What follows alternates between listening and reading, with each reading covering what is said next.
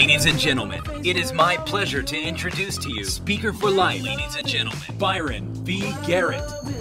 Author of the highly popular book, ABCs of Life, Byron has released his first illustrated children's book. There's greatness on the inside. He's worked with Fantasia, Tashina Arnold, CeCe Peniston, President Clinton, and Charlie Murphy. He's served on boards, including My Vote, Boys and Girls Harbor, and the Guyana Foundation. Byron has been featured in publications such as The Wall Street Journal, Ebony, USA Today, and Jet Magazine.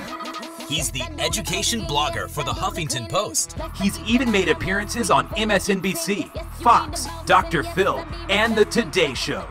As a national leader on education, he's served as an advisor to elected officials, federal agencies, the Office of the First Lady, and the White House.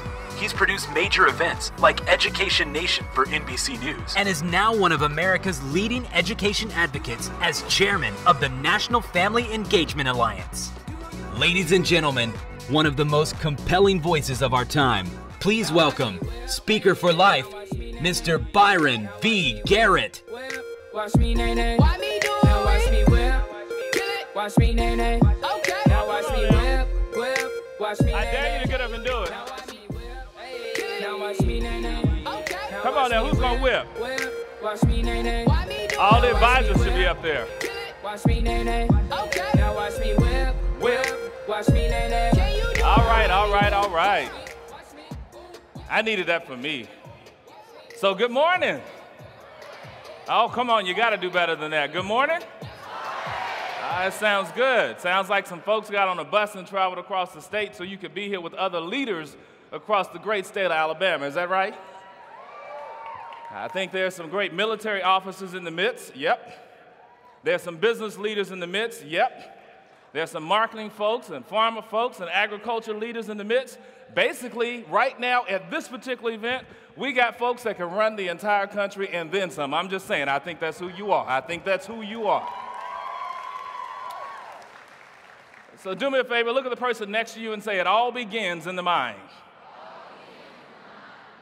So I get this unique opportunity to travel around the country and around the globe, and I will tell you that in this day and age, I recognize, realize, and understand that you have the capacity to do amazing things if you choose to. That's all right, Sam.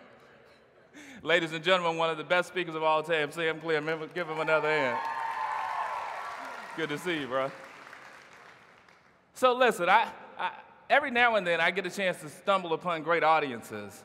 And I'm excited about this particular audience and who you represent today. I hope you recognize the power of the collective that is in this room.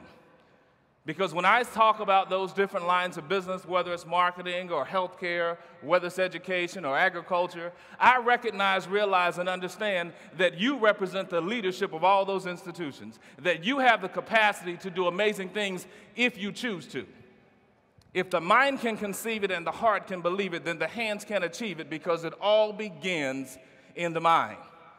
You see, I don't know where you live in this respective state. I don't know whether you live in a one-bedroom apartment, a six-bedroom estate. I have no idea. I don't know whether your parents drive a Porsche or a Pinto. I have no idea. I don't know whether you're rocking Trues today or whether you're rocking Walmart Special. I don't know. What I do know is I can get dressed in any of them and still look good. I'm just saying, I am who I am regardless of what I put on. I wake up in the morning like this. Don't you ever get up and you look in the mirror and be like, boy, yeah, I did that. I'm killing them, too. Woo! I woke up this morning, I called my mom. And then she was like, you're doing it again. I said, what are you talking about? She's like, you're thinking more of yourself than you are. You need to bring it down. You're still the baby. And I had to stop because you have to realize who you're talking to. I wasn't talking to one of my friends, one of my boys, no bays, no booze. I was talking to my mama, so there are some things I can think, but it should never leave my lips. So I got off the phone, and I decided I would do something special for my mother. I pulled up this picture and inserted it in the presentation because I wanted to look back and see how awesome I am. In case you can't figure it out, I'm the cute kid in the middle with the big ears. I am so glad that I know what you're thinking. I am so glad that I caught up with the rest of my body. I'm just saying, I'm so glad. But you see, on both sides, I've got these two older brothers. I call them Dumb and Dumberer. They did amazing things to me that you should not do. Like they tried to put me in a washing machine and a dishwasher, and I thought it was actually possible. So I'm like, oh, don't do the rinse cycle, it's too hot. And my brothers are thinking, you will do anything, this is awesome. And then I grew up and realized they did stuff that you shouldn't do to people.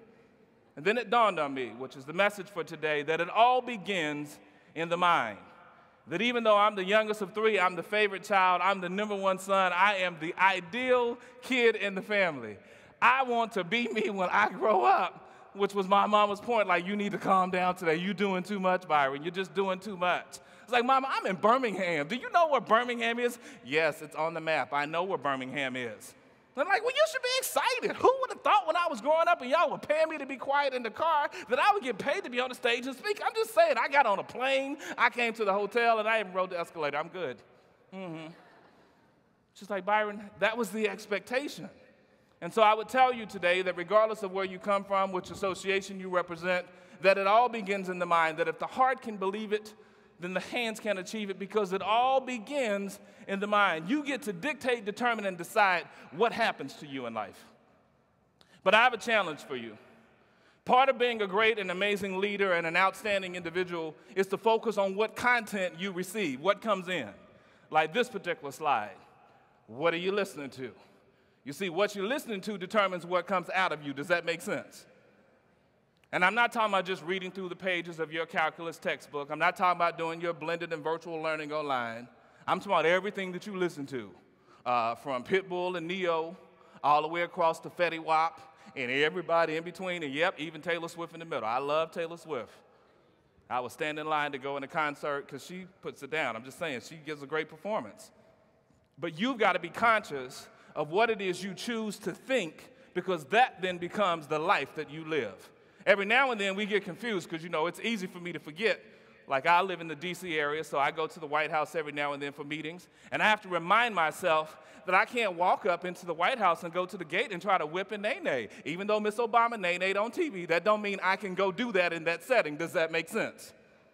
So as a leader, you have to realize and think about where it is you are and where it is you're trying to get to. Your origin does not equal your destination. Does that make sense?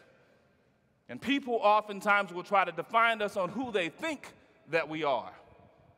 And so I'll caution you today that you have to be careful not only what you listen to, but also what you watch. You got to feed the brain something significant. In these couple inches from left to right of your temple, that gets to determine, once it's conceived, what your entire life will hold. You make that decision. So you could watch what I call ratchet television every now and then, and I tune in and watch some of the shows. But then I realize that I don't need to watch Real Housewives of Atlanta, Beverly Hills, New York, or any other city. I don't need to tune in to see it. Because on one show, I see people who act like they have money, and on another show, I see people who really do. So I'll give you an example. Real Housewives of Atlanta, the cast, they do make a good amount of money to be on television, but Real Housewives of Beverly Hills, they actually make so much money they could buy everybody on the cast of Real Housewives of Atlanta. Does that make sense? So we get confused around what it is we see, and so we've got to think differently about what it is you're looking at and what it is you're listening to. As a leader, you have to be able to look at information and decipher and make a concrete decision and say, I realize that that is fiction, that that's television, that it's entertainment. And then you get to chart your course and determine, what does the future hold for me? Where is it that I want to be 2 years from now? Where do I want to be 15 years from now? And I know you're thinking, that's a long time. Sometimes I just look back and think when I was riding my bicycle trying to get a date, and everybody was like, that is never going to happen for you. My older brothers, that is one time they gave me good advice. They said, Byron, you cannot pick up a date on a bike. I'm like, y'all don't know what you're talking about. Y'all old. Y'all don't know. So I asked Jessica out, and I said, what time do you want me to pick you up? We're going to go to the movies. We're going to go catch the show. I was so excited, and I rolled up on my little Huffy bicycle. I got in a little basket that I put on the steering wheel. I said, guess what? I'm here. And she looked outside. Where? I said, I'm right here. Well, how are we getting there? I'm not walking. I can't walk in these shoes that far. I said, it's okay. We're going on the bike.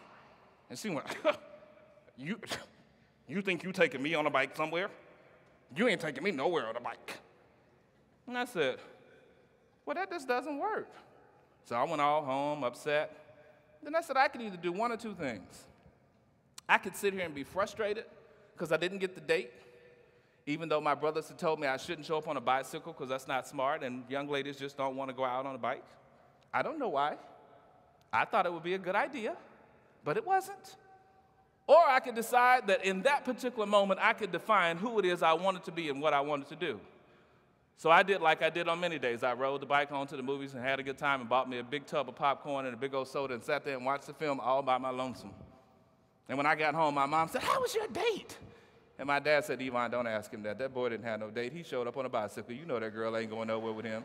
I don't even know why you got to ask the question. I'm thinking my dad, who never offers any commentary, oh, so now you want to co-sign on my inability to get a date. That ain't cool. I thought all that, but I never said it. There are many things you should think, but it should never leave your lips. But I said, I had an awesome time. It was excellent. They said, well, what happened? I said, oh, she didn't go. She was busy. She didn't want to get with the program. She couldn't understand the brand new vehicle, the new mode of transportation. I totally sold it. And my mama looked at me and crossed arms and said, your brothers told you not to show up on that bike. I don't know what you were thinking, Byron. Every now and then you just get it wrong. I said, Mama, I didn't get it wrong because I learned something in that moment. I learned that the life and the success that I want to live and what I want to achieve and obtain is not based upon what anyone else thinks about me. No one else. Unless you're in a position to feed or finance my future, your opinion really does not matter. It makes no difference. Because I learned in that particular stage as a student that it makes no difference how big or small you are, as long as you have a dream, you will go far.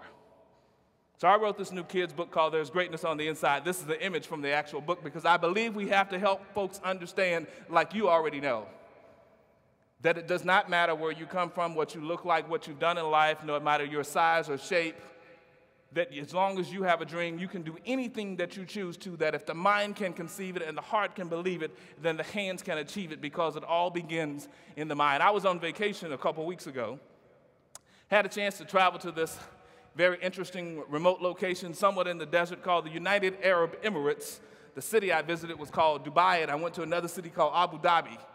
And this particular image from the books reminds me, as I was thinking about all of my travels and the places that I've gone, coming from a small town in North Carolina known as Greensboro, North Carolina, or North Kakalaki, as we would say, I realized that in this particular life, that the more you know, the more you grow, and the more you learn, the more you earn.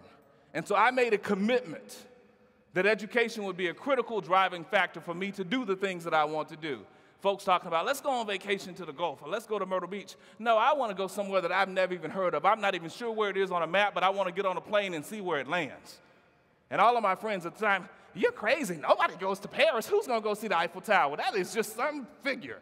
You can go to Las Vegas and see it. I'm like, no, but I want to see the real Eiffel Tower. I want to go to the Louvre. I want to go see where Mona Lisa is actually hanging. I want to do something fundamentally different. You don't understand the life that I want to live. I want to do crazy, amazing stuff. I don't want to live here and be in Greensboro all of my life and see the same folks and do the same thing every day. Because I have the capacity to do anything I choose to if I set my mind to it. And I would have folks that look me dead in the face. Dude, you must be kidding yourself. We all grew up in the same community. We went to the same school. And you talking about you going to get on a plane. Can you even spell plane, Byron? Yes, I can. One day it's going to be F-I-R-S-T-C-L-A-S-S.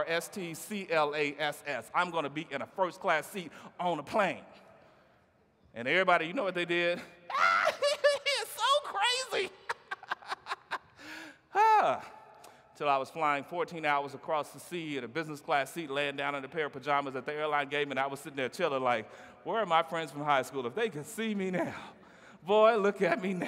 Woo, I was excited. I'm sorry, I digress. I was having a flashback for my benefit because I realized that we all encounter those folks who say things that they believe can impact and determine the life that we get to live. I tell you today that it all begins in the mind. Do me a favor, wherever you are, stand up, put whatever it is you have down. Everybody stand up if you are physically able in the building. Stand up, put whatever it is you have down. Make sure you have a little bit of room, just a tad. Put your hands straight up in the air, palms forward. Palms forward. I have to tell people, otherwise you do to the side, back, down. Straight up in the air. Yep, it's a good stretch. Now I want you to think about this for a moment. This is your life. Put your hands down. Where you're standing right now is the present. Keep standing. You get to make a decision every single day that you wake up. If you are physically able, you have 2 feet, and you get to make one decision. You decide whether you will step forward into the future or whether you will continue to stay focused on the past. The last time I checked, you only have 2. I mean, in Alabama, you may have some folks that are superheroes. I have not met them yet, but I do not rule that out because I think it's possible. But for most folks, we have an option. Where you are, I want you to take one foot and just put it behind the other. Just take a step back, almost like you're doing a workout move, like you're going to do a lunge. So 1 foot you have in the past, 1 foot you have in the present. I want you to bring the foot from the past into the present. Some people are stuck right here where we are right now. I want you to leave 1 foot in the present. I want you to take the other foot and step into the future. You see, the interesting thing about leaders in life is that they make a decision every single day the sun rises and every single day the sun sets. They make a choice. It seems like it's a difficult choice, but to me it's an obvious choice. I choose every single day to move forward. I choose not to stay in the present. I choose not to step into the past. I choose every single day that I wake up and every single day the sun rises to step forward into the future that it is I want. Every time you look into the past, you're taking your eyes off of your future. Go ahead and have a seat. Have a seat very quickly. I have to tell you that because all of you are leaders in your respective organizations and your respective schools, and we all encounter different challenges that every now and then can shake us at the foundation thinking, I don't quite have it together. I may not be where it is I want to be. But I tell you today that a key to success is staying focused on the present and focused on where it is you're trying to get to. I could look back to last week, last year, or when I was sitting in school. I could wait for an apology. I could wait for somebody to come say something nice. I could wait, but I would be waiting an incredibly long time. I choose to stay focused on where it is I am and where it is I'm trying to get to. Because I realize that I have human limitations, meaning I have only the ability to focus on 2 feet at a time. I meet people all the time. They want to go back and change, modify, alter, correct. The biggest question I get asked, folks are like, would you change anything? I'm like, nope, I wouldn't. Because if I change that one thing in my life, every single domino and everything else that has happened would also change and alter because of that one decision. So I embrace the reality of where it is I am. I would also say to you today that there is value in your being connected. Not connected necessarily in the way that you always think about, everybody on FaceTime and Instagram and Snapchat. I would encourage you, as you think about your social media, think of it as a tool to help improve your ability to be successful as opposed to just a tool to socialize and get along with folks. You realize that entire movements in this country can start by students just like you. I think about Ahmad in the state of Texas, who was at the White House this particular week, visiting the president because he created a clock, and in a matter of 2 hours, because of a disagreement with he and his educator, his story went viral from a social perspective. In a matter of 2 hours, Ahmad went from being a student sitting in school to being an internet sensation, literally not overnight, but in the matter of 120. I'm telling you, there's a total difference. So the challenge you have now is, how do I become a good citizen and utilize my social media assets in a compelling way to help move the cause? There's a young man by the name of Kane out of the state of California. Kane created a cardboard arcade, and folks kept thinking, this is so crazy. His dad worked in kind of a facility where he repaired different automobiles and parts, so he had all this cardboard boxes and all this stuff around. And folks were like, what is Kane doing? I mean, who's going to come and play some fake game? Kane, at the age of 9, had a very simple idea that if I can create a game room of old school games just out of the cardboard pieces that I have, at the age of 9. Somebody posted a video, Kane becomes famous overnight. He now travels the globe inspiring young people to think that they have the ability to do amazing things if they exercise their creative genius. I share that with you because social media in this day and age is one of those vehicles that helps tell your story in a different way, but you've got to think as a leader, how do I use it to propel my mission? How do I use it to move me forward? How do I use it to support the cause that I think is critically important? You decide that today.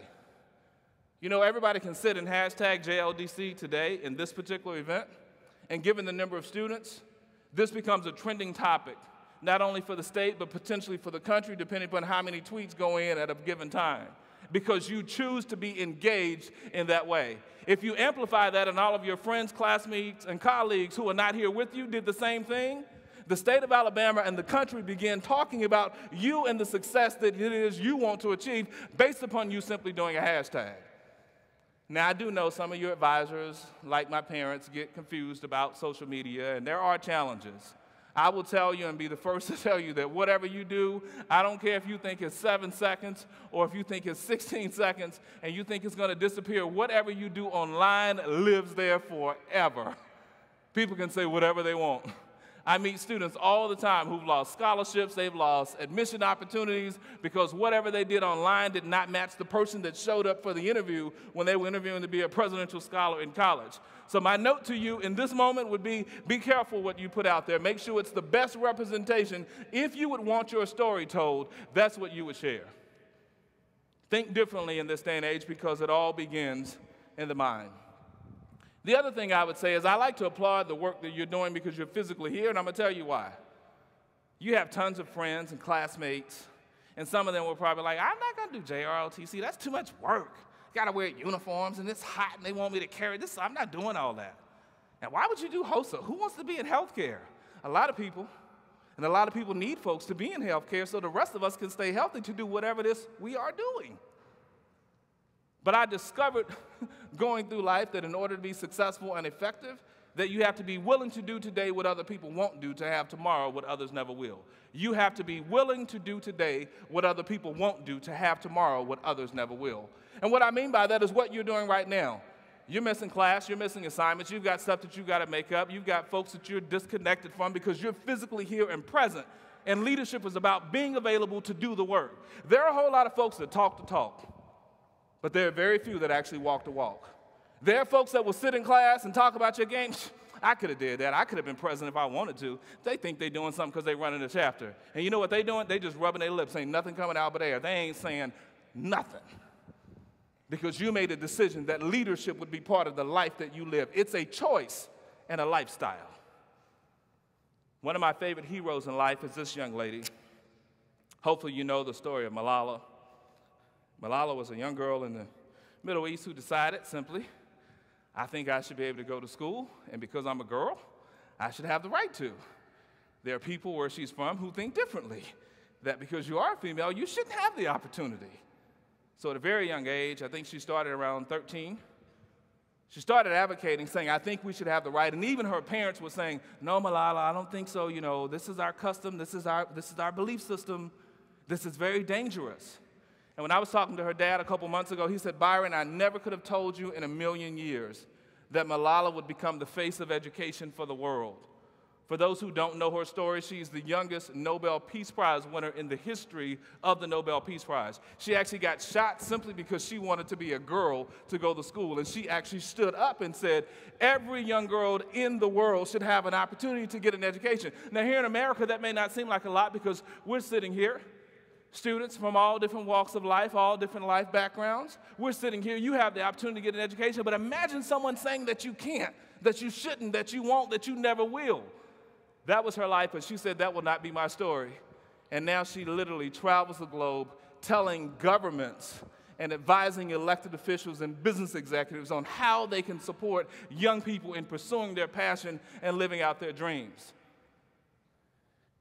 And I believe Malala just turned 18, and for her 18th birthday, she said instead of a party, she was going to open a brand new school in Senegal. I'm just saying, the media gets it wrong all the time. Young people aren't concerned about doing anything. That is so not true. Look at this room. Look at you and what it is you have the collective capacity to do to transform every stumbling block into an obstacle and an opportunity. You can do that. Transforming every single stumbling block into a stepping stone and every obstacle into an opportunity. You have the capacity because you choose to. My good friend Kevin was on last night for folks who didn't see them. And Kevin was talking about his book and his poem, Choose to Love. And I mentioned this new book that I wrote for kids called There's Greatness on the Inside. And I'm so excited because I get to travel the country. I was visiting an elementary school here yesterday, right here in a small town, Midfield, a district of 3 schools, 1 elementary, 1 middle, and 1 high school. And I'm sitting there on site, visiting with students, sharing this message that there's greatness on the inside. I had an amazing time because I believe each of us has an opportunity to help young people understand that they can read to be great. And you can join in that cause. In the back, we bought copies of the book, There's Greatness on the Inside, and also wristbands. I carry mine with me ever since we got them in. They're green, orange, yellow, and blue on purpose, because those are the colors that we selected. Because I want young people to know that regardless of their age or where they come from, that they have the capacity to live a great life, just like each of us do. So feel free to stop by and see Phil and I right back there, and we'll be glad to share with you on how you can also read to be great and share the message of there's greatness on the inside. More importantly, as I get ready to wrap up today, I want to say thank you to all of the advisors that are physically in the room that accepted the challenge to say, I will work with this specific program.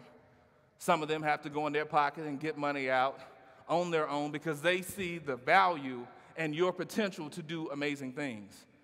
But most importantly, I want to thank each of you that are sitting here right now, this second. There are other places that you could be. There are other things that you could be doing. But you recognize, realize, and understand that you have the capacity to do amazing things, so you choose to get engaged. You choose to become involved. You choose to support and lead. You, without a doubt, becomes the person in 3 years or 5 years or even tomorrow who creates the new story, who solves the issue that other folks couldn't figure out. You become the person that brings folks together instead of seeing them divided. You have the skill set and the tenacity, the ability, the perseverance, and all those leadership terms to do that. Because the world needs you to do amazing things in this day and age. We need you in this particular moment as a young person to say, I'm committed to exceeding the expectation. I have this simple philosophy that every single where I go, I have to share it with young people. It's called, whoop, shut it down. Because I must tell you that you will encounter dream makers and dream busters at some point in your life. There are those folks who do nothing but rain on someone else's parade, while there are others who do nothing but make dreams come true. You, my friend, are a dream maker. That's why I invented what I call, whoop, shut it down. You don't like the clothing that I have on today unless you have money to buy me something brand new. Your opinion really does not matter. Whoop, shut it down. You don't like the sneaks that I have on today because they're not red bottoms or Jimmy Choos unless you've got money to buy me a brand new pair. Your opinion really does not matter. Whoop, shut it down. You don't like the uniform that I wear for my association because you can't get one on your own. Your opinion really does not matter. Whoop, shut it down. Yep. Because that's the real deal. Leadership is about being in a role where you get to influence, guide, and direct, but you also have to take the feedback, the criticism, the negative thoughts, all the hateration, holleration, and everything else that goes along with it. But the good thing is, you're positioned to exceed the expectation, to achieve greatness in your lifetime because you choose to. I leave you with this final thought from a book I wrote years ago, and it's called The ABCs of Life. It would be my wish for you as you go forward to do amazing things. I wrote it with my 2 nephews in mind, and they were growing up, and they moved into elementary school, and I'm like, oh my gosh, I'm doing bachelor life, I'm having a great time, I've got a good job, I'm in grad school, I'm finally making a little bit of money, and I moved from North Carolina, I live in Arizona, woohoo! And then drops, parachutes in, my nephews, Brandon and Dwayne, in elementary school, and I'm like, oh. And I thought for a moment, maybe I can do all the stuff that my older brother did to me, I can do to them. And I was like, no, they're my nephews. I'm responsible. I've got to be the adult. I've got to make sure that they're on the right path. And my youngest nephew would say crazy stuff like, Uncle Byron, A is for apple. And I'm like, Brandon, that is so stupid. I didn't know anything about pedagogy or cognitive development. I just knew that that wasn't the best word he could come up with an A. I said, Brandon, how about attitude? He's like, oh, yeah, mama got attitude. Not that kind of attitude, but yep. You right. Pookie, Ray, Ray, Boo Boo, all of them got an attitude, but we're not going to talk about that today. So as I was talking with him, we crafted this particular passage, and the ABCs of life goes this way. Take the A to accept the challenge. Take the B to believe in the cause. Take the C and know that the choices you make, not the chances you take, determine success in life. Take the D to define yourself, develop your own goals and objectives. Take the E to expect failure, but also expect success. Take the F to fight on, be faithful, and finish what it is you start. Take the G and gravitate towards positive, successful people for the right reason at the right time. Take the H and harness everything within you not to be rich or famous or wealthy, but just to be happy. Happiness is something money can afford. It'd be traded on New York Stock Exchange. Take the I to initiate the process, to get involved, to learn how to, and every now and then, just let it all hang out. But then you take the J and know that jealousy gets you nowhere, but you must always justify your actions. That's why you take the K to keep on keeping on and kick those negative habits and negative folks to the curb.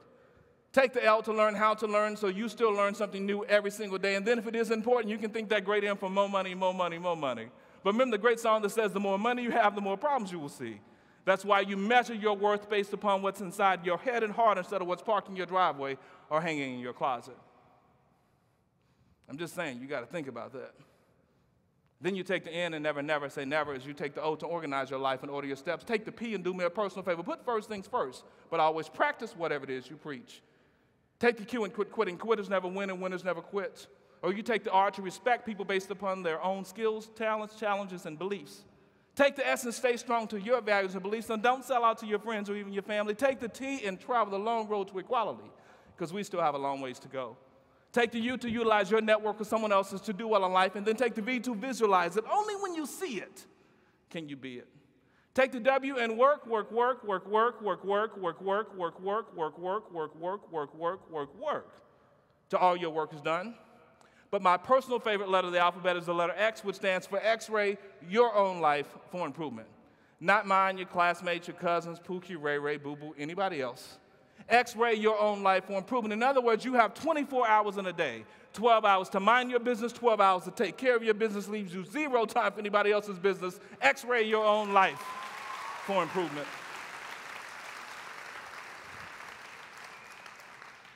Yeah, some of y'all are going to go back to school tomorrow and you're going to try to say that. You need to, what did you learn? I learned, Ms. Johnson, you need to X-ray. Don't do it. Do not do it. There are many things you can think, but it should never leave your lips. You're going to be on the phone tonight with your mama, too, on your way back home. Didn't I tell you, Mama, you got 24 hours. Don't do it. Don't do it. I wanted to tell my mama that this morning, but I can't tell her that. I ain't crazy. I got all my teeth. I'm going to keep them, too. I'm just saying. But then take the Y and yield to opportunity, and above all things, take the Z to zealously strive to achieve. My hope for you is this, that you recognize, realize, and understand that there is greatness on the inside. That if the mind can conceive it and the heart can believe it, then the hands can achieve it. It all begins in the mind, and that's why we tell everybody, read to be great, and also know that #Tagati is the best way to reach any single message, because we recognize and understand in this day and age, you have the capacity to turn every stumbling block into a stepping stone and every obstacle into an opportunity. In all things that you do, pursue greatness. Thank you all so much and enjoy the rest of the day.